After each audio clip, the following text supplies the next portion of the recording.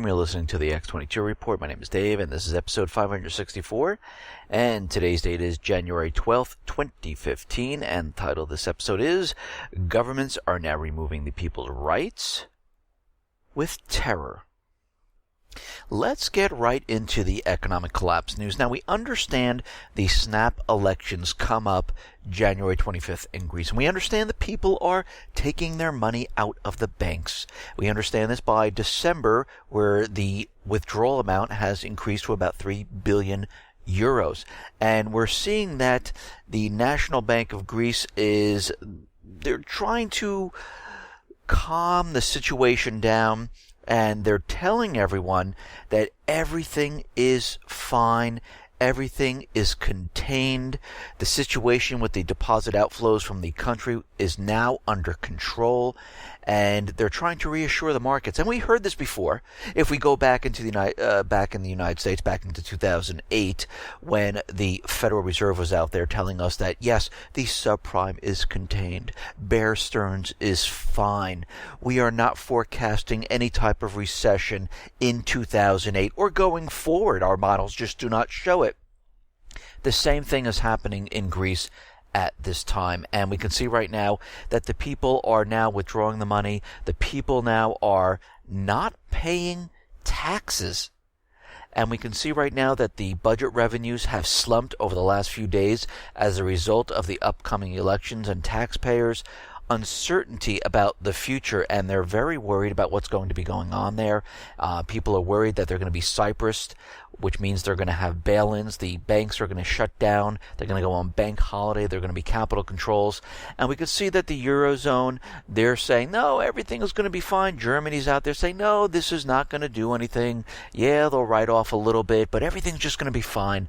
And we can see right now this might have larger implications to the entire European Union. If they write off the debt, other countries are going to look at this and say, you know something, maybe we can write off the debt.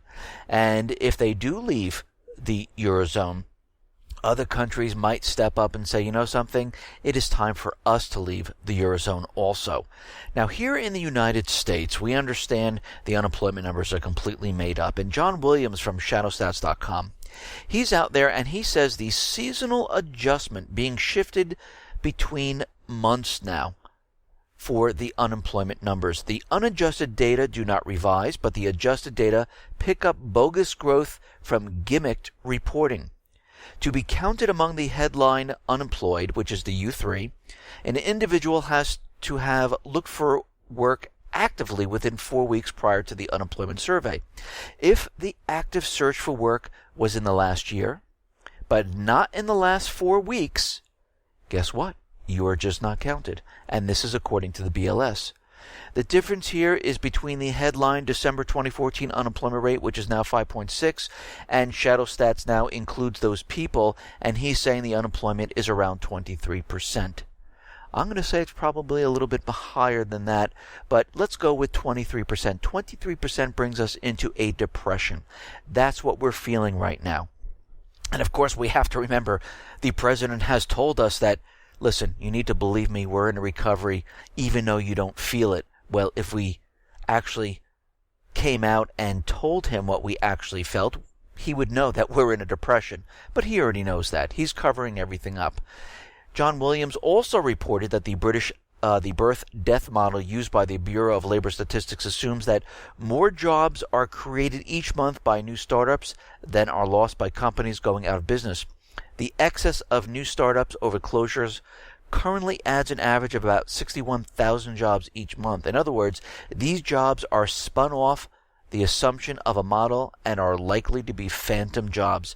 There is also the issue of data falsification by the Census Bureau, reported in the New York Post by John Crudell, and he is now under a congressional investigation. And we can see right now, we know they're manipulating the numbers. We know that they're not counting those people who cannot find work. And you have to remember, the corporate media is continually out there telling us that these people are dropping off. They're leaving the job market. No, it's actually the opposite. The job market is leaving them, and they're finding it harder and harder to find work. Think about this for a second. We're hearing all these stores going out of business and closing, not just like one or two, not even 10 or 15. We're talking about hundreds of retail stores. Radio Shack, 1,100 stores. Staples, 250 stores. You have Target. You have Best Buy. You have all the other smaller chains that have like 200-300 stores that are just disappearing. I mean, we're losing stores left and right here. Where are these people going to find work? They're having a difficult time. Even if you're a full-time employee in one of these retail shops, you still can't find work because every other retailer is laying off. They're not hiring at this point, especially this time of year. This is the really slow period for retail heading into the summer. We just had the busy time in the holiday season, and guess what? We're starting to see all these stores start to close down. Now, we understand there are more stores being closed down, like Deb Shops, DEB Shops. This is a women's fashion discounter. After 80 years in business, they will begin going out of business. How many stores they have? They have about 287 across the country. So what does this tell you? We're seeing more and more of these stores go out. If the economy is so strong, the people are spending, even as they suppress the oil prices and gas is cheaper. People should have had tons of money to go out and purchase all this, right? But they didn't. They didn't have the money. They didn't purchase. And this is why we're seeing stores starting to close down, just like we said. Now, we understand that we are in a recession. Now, the government's not going to admit that. I say we're very close to a depression. But let's look at this across the country here. 7 years after the recession began, only 1 in 50 U.S. counties has fully bounced back, according to the study by the National Association of Counties released Monday. The 2014 County Economic Tracker shows that 65 of the nation's 3,069 counties have met or surpassed pre-recession levels in 4 measured categories: jobs, unemployment rate, economic output, and home prices. The recovered counties are largely located in energy-rich areas and have small populations. Of the 65 recovered counties, 24 are in Texas, 16 are in North Dakota, and there are others all spread around there. So what does this tell us? We have 3,069 and only 65 have recovered, and these are in Texas and North Dakota. And now with the gas prices being suppressed down, these companies are having a harder and harder time surviving. And we're left with 3,000 counties throughout the country that have never left the recession. This tells us we are not improving. Another indicator. Now, another indicator we can look at, and they're telling us that employment is so great that they suppress the oil prices and gas is cheap. People will have extra money. They will go out and spend this holiday season. Well, a Gallup polling data has shown us that the spending surge among U.S. consumers did not happen. A year ago, all U.S. consumers spent $96 per day. This December, with the gasoline prices pretty much almost cut in half, guess how much they spent? $98 per day, up $2.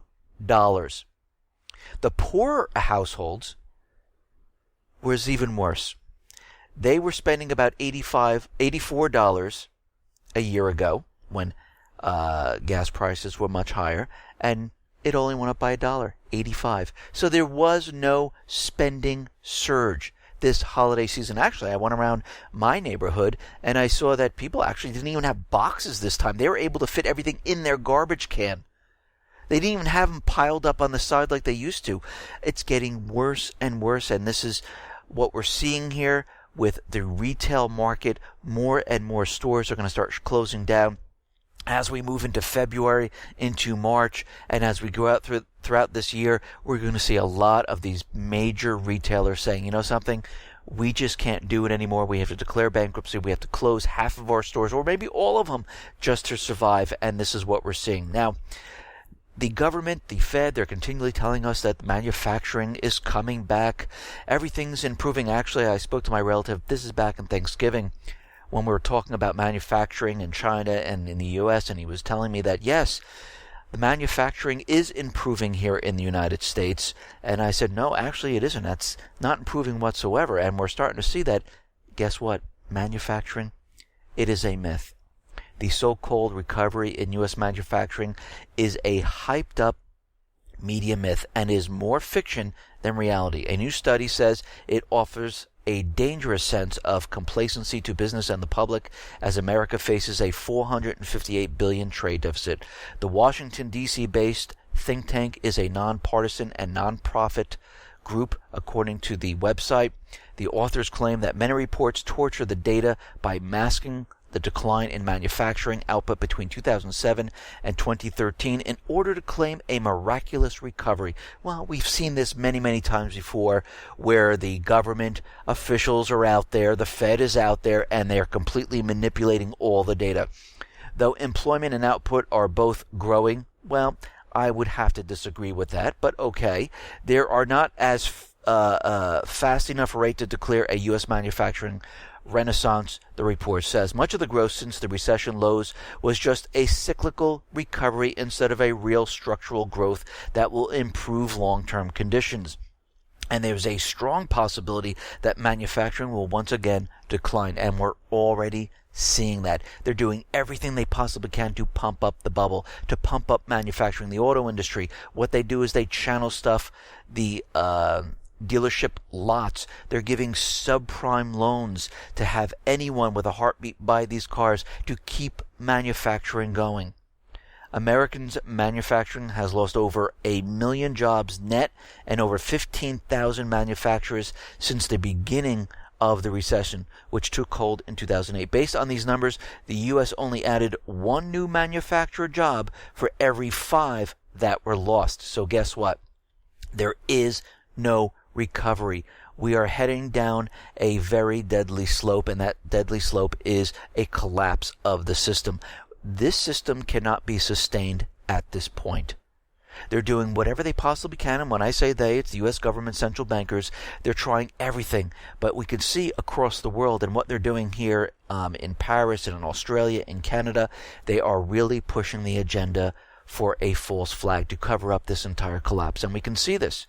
The Saudi prince is out there saying, if supply stay where it is and demand remains weak, you better believe it is going to go down more, the price of gas. I'm sure we're never going to see $100 anymore. Oil above 100 is artificial. It's not correct. On the theory that the U.S. and Saudis have agreed to keep prices low to pressure Russia, the prince said this is absolutely baloney and rubbish, and that Saudi Arabia and Russia, they work together. We are not doing this to hurt Russia. Well, as I've always said, every time a government official or a prince comes out and says something, it is always the opposite of what they're saying.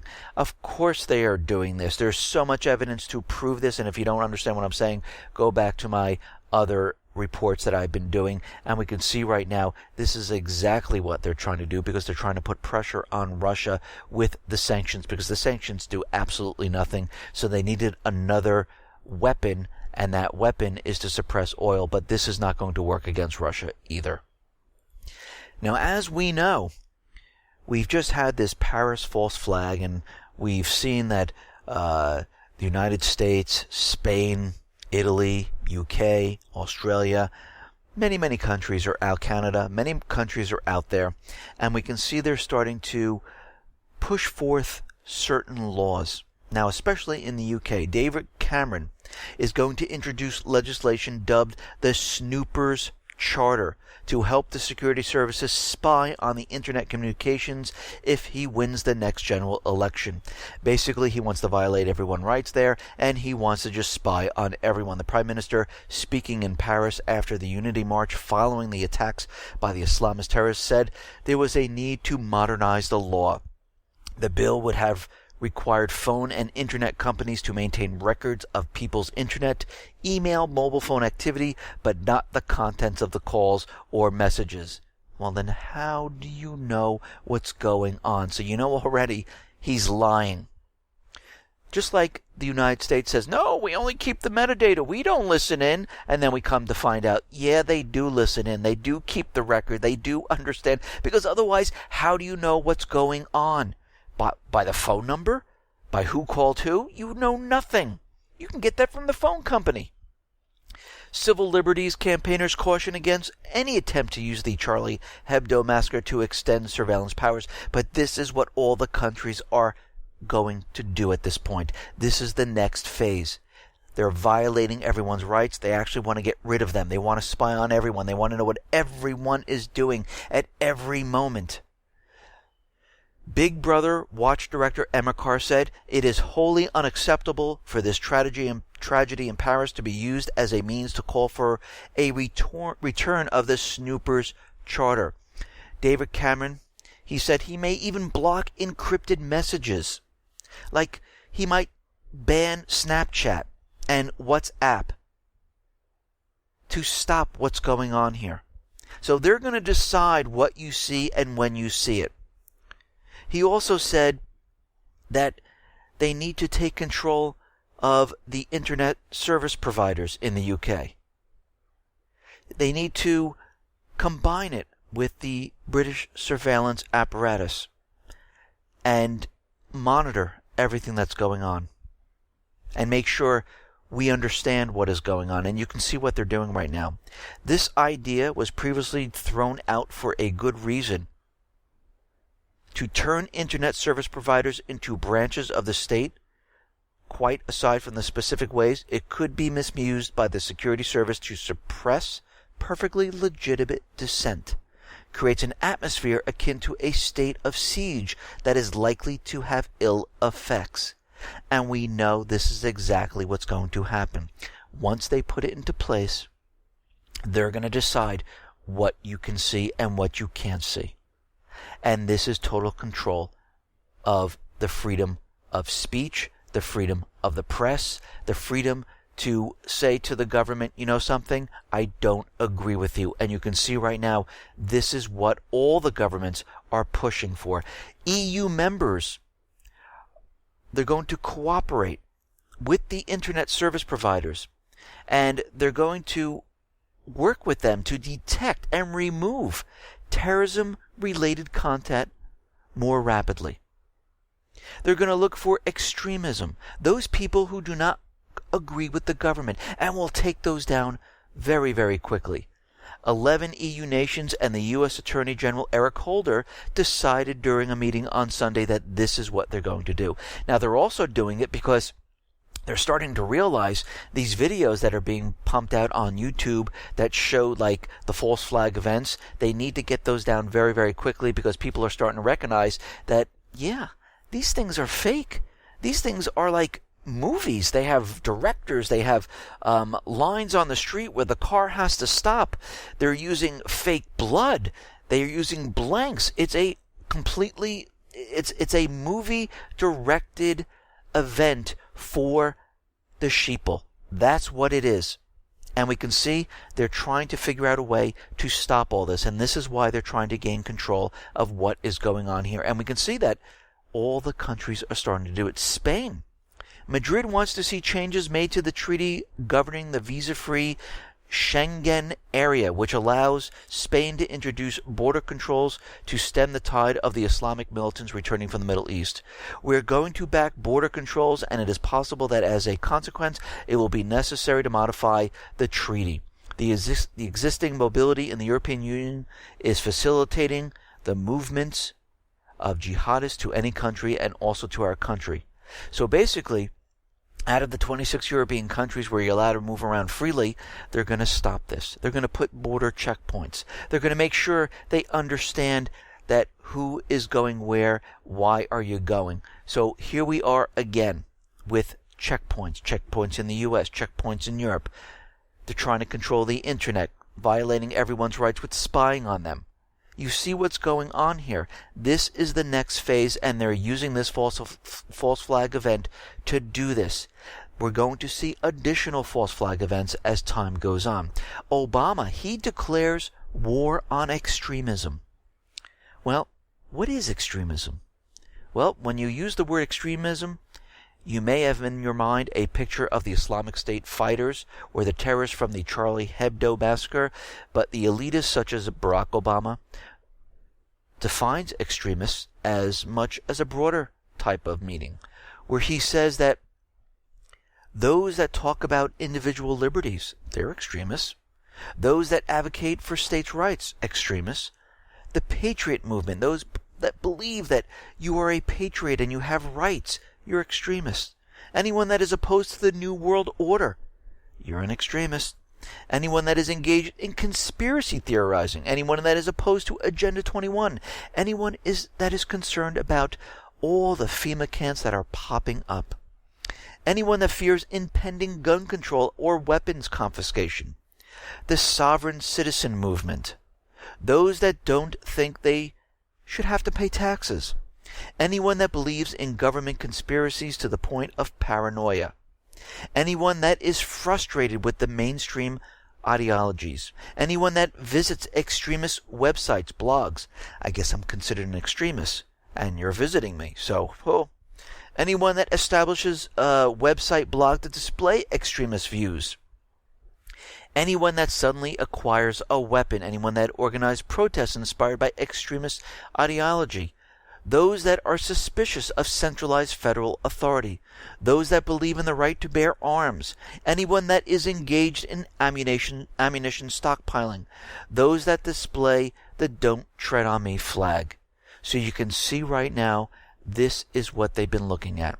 And since all of this that's been going on with the Paris attacks, guess what? Well, the NSA surveillance might not be able to be reeled in. The terrorist attacks in Paris have vividly illustrated the importance of surveillance on everybody, because this helps us stop terrorists, which it really doesn't. Because we see by everything they have done, it has stopped absolutely nothing. And now they're rethinking the possible reforms of the National Security Agency's top secret surveillance program. They are never going to stop this. Actually, they're going to expand this. They're going to look at everyone's information non-stop now. They will keep everything.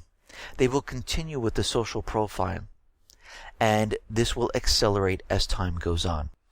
Now, as we know, out in Afghanistan, we understand the new president, which was put into place by the U.S. government because they wanted them to sign the bilateral security agreement, which gives immunity to the soldiers, which allows the soldiers to stay in Afghanistan. The only reason they were being withdrawn at the time was because Karzai would not sign the bilateral security agreement, but the new president has, so the troops can now stay in Afghanistan. And now we're starting to see a buildup of the Islamic State inside Afghanistan. Now, why would we start seeing this? Well, they want to bring the troops back in. Afghan officials confirmed for the first time Monday that the Islamic State group is active in the south regions of Afghanistan. They are recruiting fighters. They're flying the black flags. A video released online Saturday purports to show militants from both Afghanistan and Pakistan pledging support to the Islamic State. So we can see already they're making the case of why all these troops are going to have to stay, and what they're really going to do is they're going to ramp up the military assets. They're going to bring even more troops in there, even though they told us they're going to be removing the soldiers from this area. Actually, the opposite is about to happen. Now, out in Ukraine, the Ukraine army will take part in about 11 international military drills this year to bolster NATO standards in troops. Despite economic crisis, Kiev will still use 5.2% of its 2015 budget on the army. Forget about the people. Forget about if they don't have heat, if they need food, there's no jobs. Doesn't matter. We're going to take this budget and we're going to use it for the training of our military. The largest drill will be the Ukrainian-U.S. Rapid Trident maneuvers for ground troops and Sea Breeze, a naval exercise in Ukraine. This exercise was held recently last September when NATO dispatched about 700 weapons, units, and 50 vehicles. there have also been unconfirmed reports of lethal aid being supplied into Ukraine.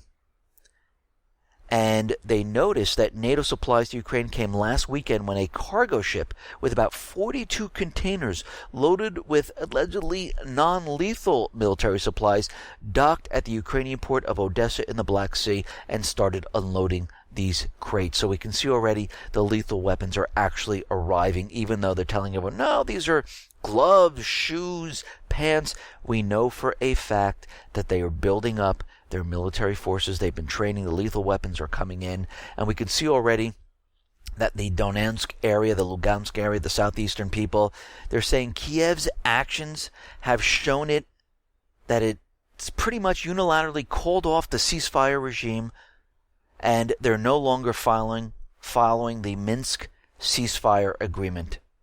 And it looks like they're just scrapping it. Well, the reason for this is they're getting prepared. They're getting prepared for an offensive, and this is what they're doing at this point. Now, NATO, their air defense missiles, have now arrived in Turkey. They arrived at the port in Turkey's southern province. Authorities started unloading the naval ships carrying the Patriot air defense missiles on Friday. Now, of course, they're being set up there because, as we know, there will be a war with Syria. Turkey's going to be involved. They're going to need these missiles. They're also going to need these missiles against Russia when the time comes, and we'll have to see which side Turkey takes, because they have been dealing with Russia and they've been dealing with NATO, so they're on both sides of this, but we'll have to see how this goes. And I believe that this is there because they are getting ready to go into Syria, and this is what this is all about, because these false flag events have many different agendas, and the main agenda is to get into Syria and then eventually get into Iran, of course, remove Assad.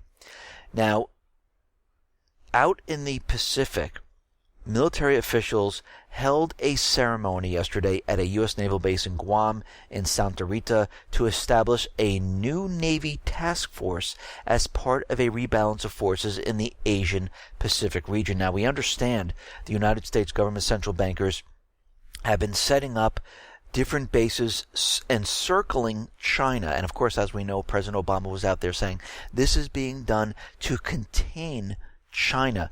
So we're seeing the 7th Fleet area of operations spans from Hawaii to India. The fleet is the largest U.S. numbered fleet with about 60 to 70 ships, about 200 to 300 aircraft, and approximately 40,000 sailors and Marines operating in the region on a typical day. The transfer of the 24-member task force is unrelated to the military buildup of Guam and is strictly linked to the mission to rebalance the Pacific. Well, I'm going to say they're repositioning military assets in the Pacific, just like they're doing in Eastern Europe, where they're restructuring, consolidating, and bringing in more military assets for NATO, bringing in the F-35 and basing it in the UK. They are getting prepared for war. Now, of course, as we know with this false flag, all the government officials, senators, everyone's out there, and they all have their own agendas, as we know. Well, John McCain is out there, and he is pushing for boots on the ground in Iraq and to go into Syria.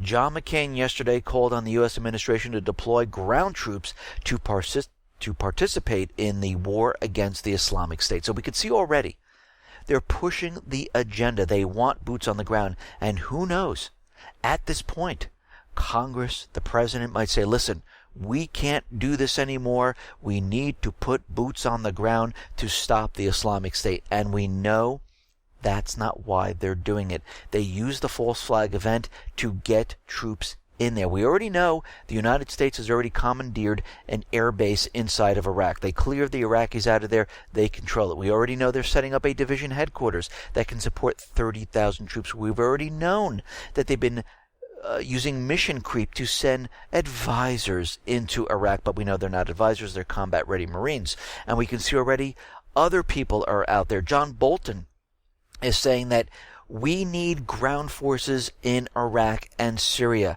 We need to strangle the Islamic State before this gets completely out of hand.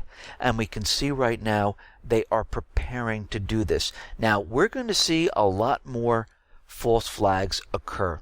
I mean, we have government officials out there giving us warnings left and right. We have UK giving warnings, Germany giving warnings, France giving warnings. Everyone's giving a warning about these lone wolf attacks all over the place. And it's coming from the Islamic State. It's coming from Al-Qaeda. And like I've always said, the United States government, the central bankers, and all the coalition, they need to get back into those countries where they're losing control. And those countries are Yemen, of course, Libya, Lebanon, and they need to bring troops into Iraq to maintain control over the people, not of the Islamic State, because that is a proxy army for the U.S. government, Israel, UK, and many other nations.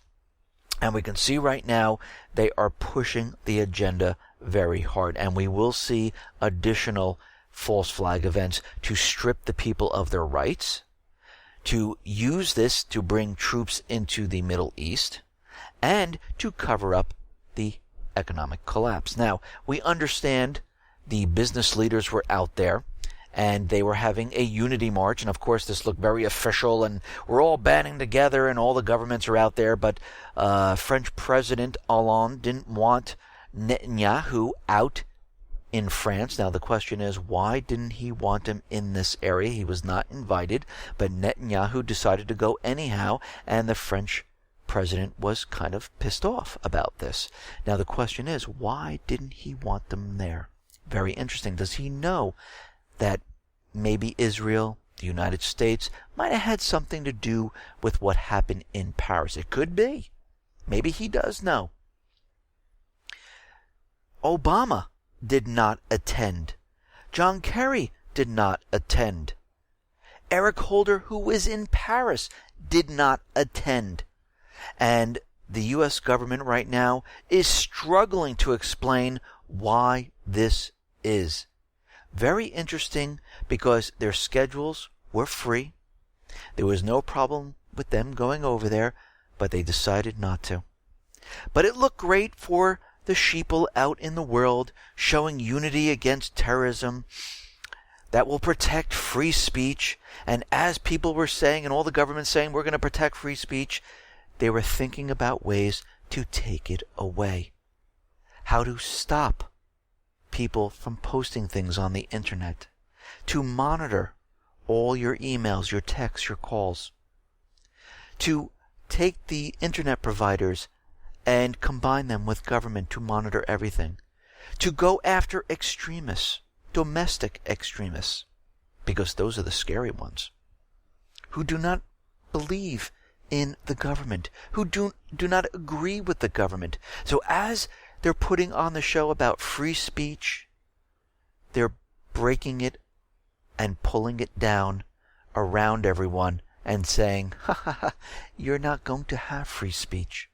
We're going to spy on you. We're going to violate all your rights. You have no rights. You're the puny people, and we're putting on a show, and you're believing us.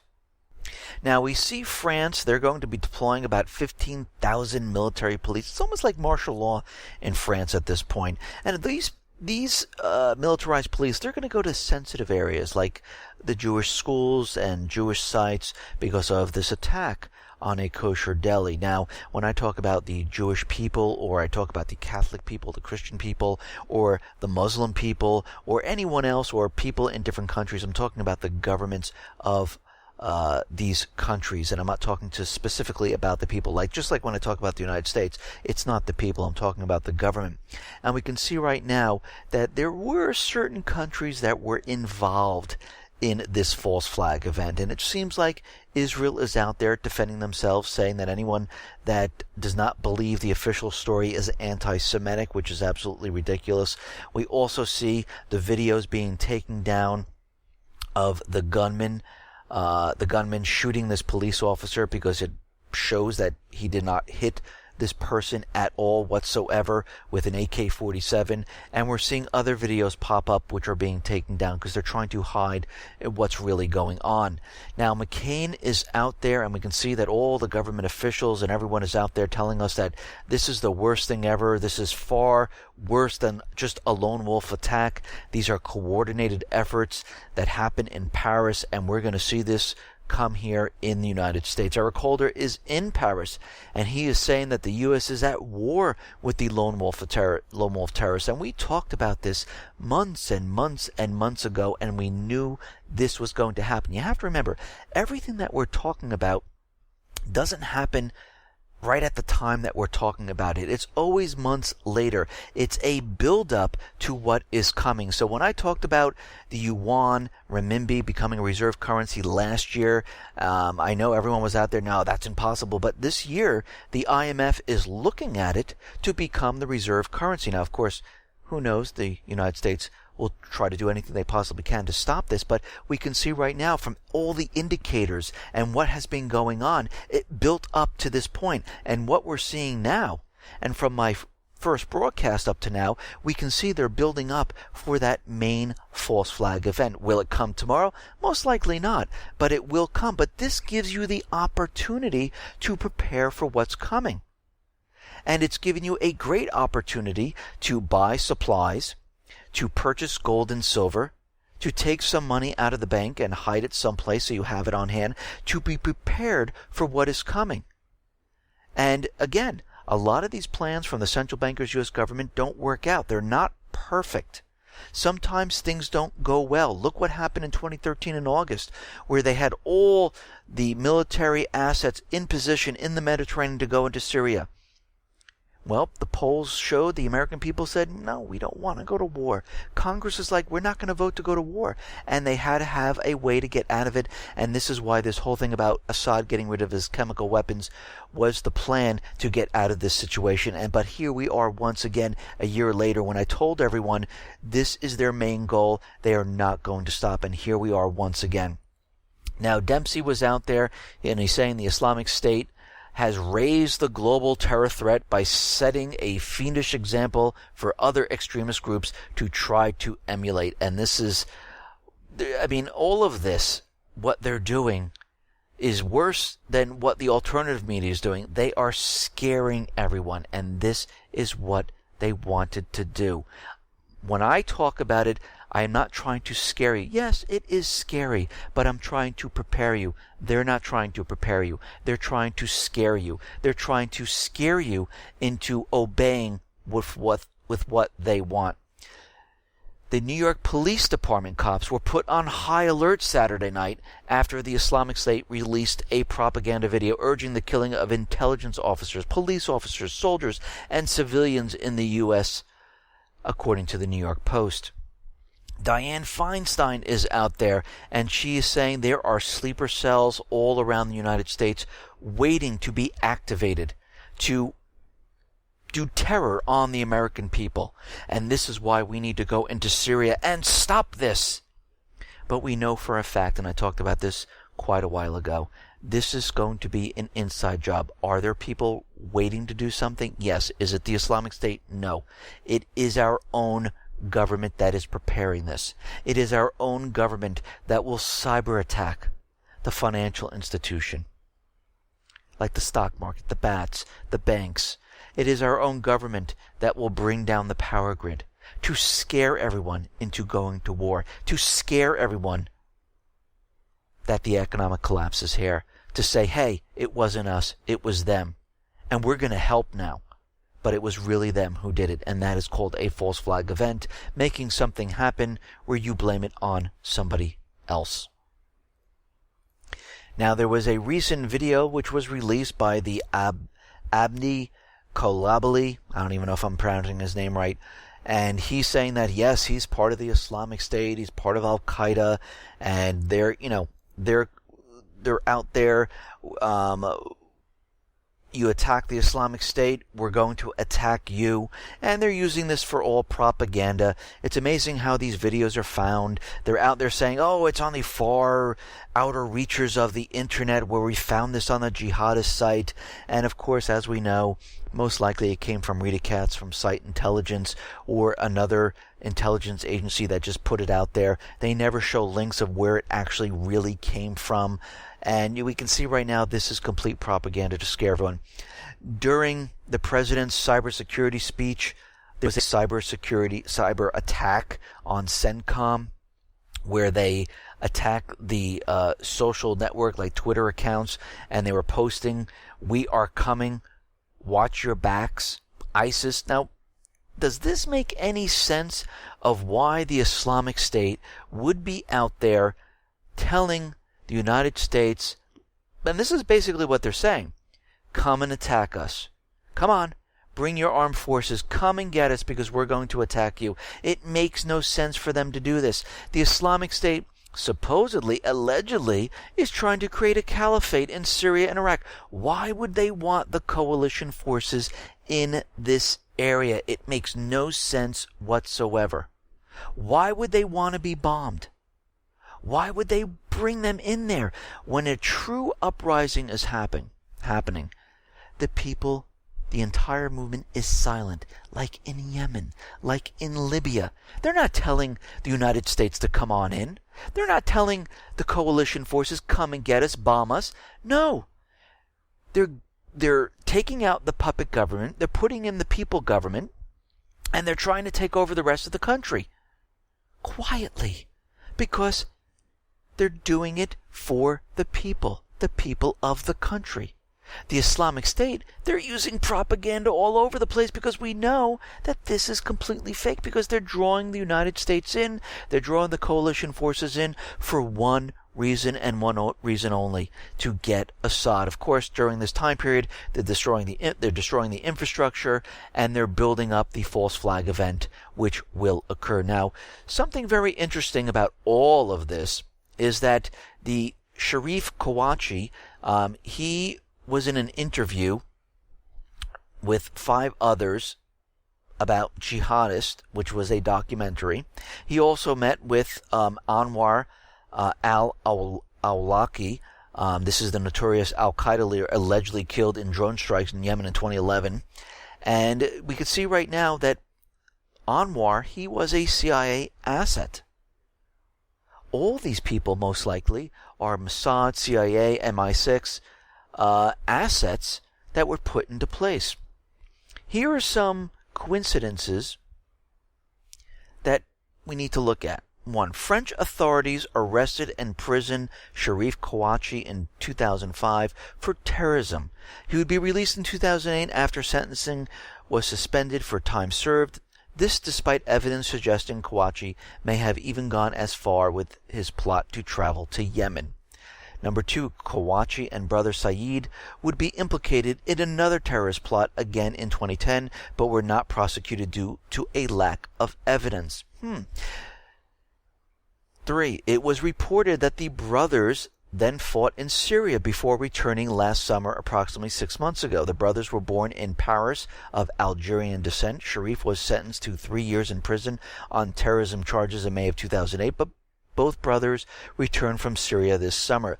Number 4, also about 6 months ago, French intelligence decided that the suspects' serial offenses, along with their direct contact with Al-Qaeda, including the receiving of terrorist training and battlefield experiences fighting alongside them in Syria, were low risk, when they were all out telling us that they were very high risk of all these people coming back from Syria, because Syria is the springboard for terrorism. Unfortunately, these coincidences and accidents are not coincidences and accidents at all. They fit an obvious pattern of staged provocations within the context of an internationally engineered strategy of tension, identical but scaled up from what NATO was exposed to have committed during the Cold War as part of its stay-behind networks, more commonly known as Operation Gladio.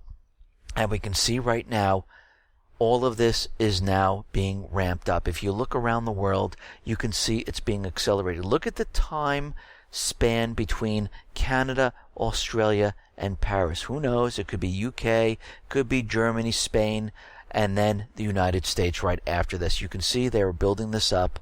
They're pushing their agenda because they realize the economies of the private Western central bank countries are completely collapsing, and they need to ramp this up to shift the blame and get into war.